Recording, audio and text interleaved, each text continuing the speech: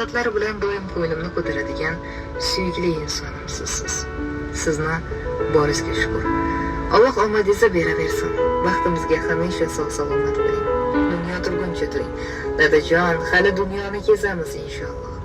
Ko'rmagan mo'jizalarni onam bilan ko'rdirtiraman. Vaqtimizga sog' bo'ling. Men uchun faqat sog' bo'lib bersangiz bo'ldi. Nima kamingiz bo'lsa, nima xizmatingiz bo'lsa, labbayka deb men tayyorman. Sizni ranjitganman.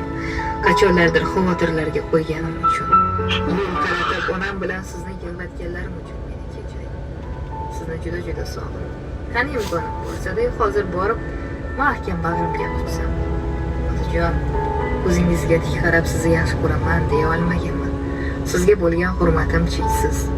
Farzandlarimga ham xuddi sizday ota bo'lishga harakat qilaman, ammo buni uddasidan chiqa olmayman.